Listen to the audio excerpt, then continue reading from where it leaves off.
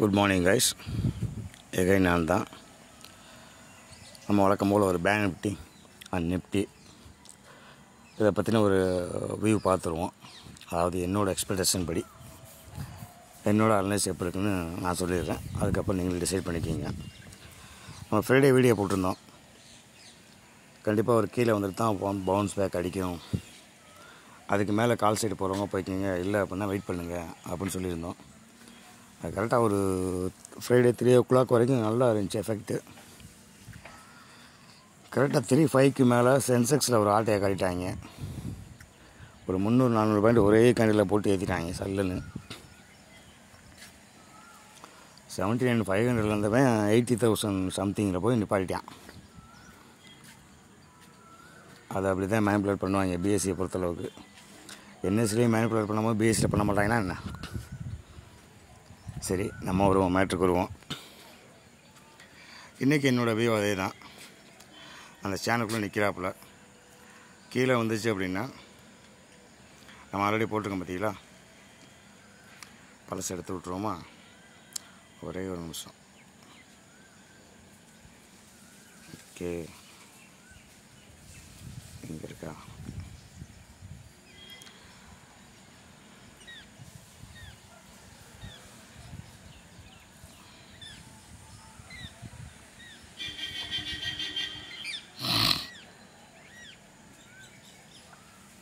Sorry guys.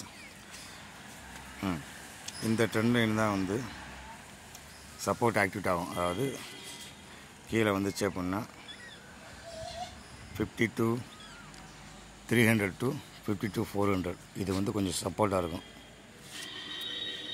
அதை preach பண்ண மாட்டாங்க மேக்ஸிமம். அப்படி ப்ரீச் பண்ணிட்டாங்க அப்படின்னா அடுத்து ஸ்ட்ராங் சப்போர்ட் வந்து 52,000 51,950 இது ரெண்டும் ஸ்ட்ராங்காக இருக்கும்.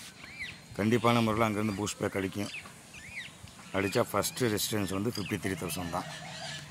ஒருவேளை நீங்கள் கால் சைடு போகிறாந்தா என்ன பண்ணணும் அப்படின்னா, இப்போ நிற்கிற லெவல் இருக்குது பார்த்தீங்களா, 52,600 52,700க்கு மேலே 600க்கு மேலே ஓப்பன் க்ளோஸ் கொடுத்துட்டாங்க. க்ளோஸ் பண்ணி ஓப்பன் கொடுத்துட்டாங்க அப்படின்னா நீங்கள் தாராளமாக என்ட்ரி எடுக்கலாம். 52,600 கால் எடுத்தீங்க அப்படின்னா 53 வரைக்கும் நமக்கு ரேலி கிடைக்கும் கண்டிப்பாக. இதுதான் பேங்க் நிஃப்டியோட வியூ. இன்னும் பிளைண்டாக போகணும். ஆக்சுவலாக எனக்கு வந்து பேங்க் நிஃப்டி வந்து இது வரைக்கும் போகணும். 54,420 வரைக்கும் பாசிபிலிட்டி இருக்குது. மேலே அப்சைடில் போச்சு அப்படின்னா 51,900 வந்து ரொம்ப ஸ்ட்ராங்காக இருக்கும் சப்போர்ட்டாக.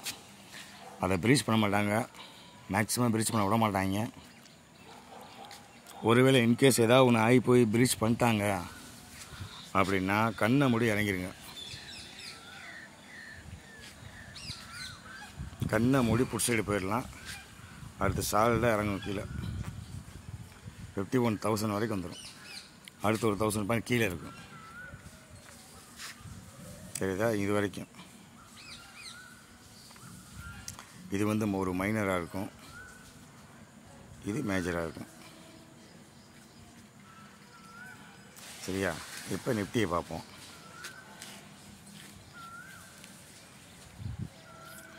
நிஃப்டிக்கு நம்ம ஆல்ரெடி ஒரு ட்ரெண்டு போட்டிருந்தோம் ஃப்ரைடேவே.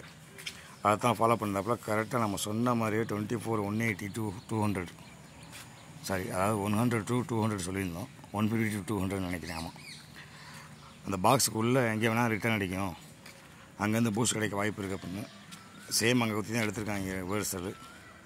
ஸோ நிஃப்டியை பொறுத்தளவுக்கு நீங்கள் பிளைண்டாக உள்ளே போகணும் அப்படின்னா 24,400க்கு மேலே ரீச் பண்ணுங்கள்.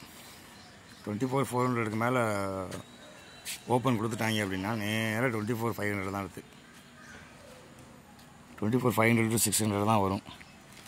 அது வரைக்கும் நீங்கள் வந்து ரேலியை கண்டினியூ பண்ணலாம். அம்புக்குறி போட்டிங்க பார்த்தீங்கன்னா அது எந்த மாற்றமும் இல்லை. ஃப்ரைடே கொடுத்த அதே லெவல் தான்.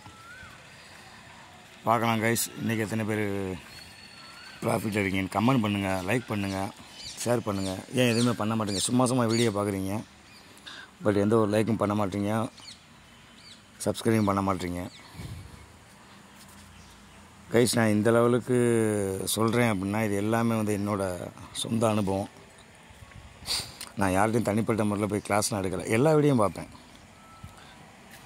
எல்லா லாங்குவேஜ்லேயும் எல்லா வீடியோவும் பார்ப்பேன்.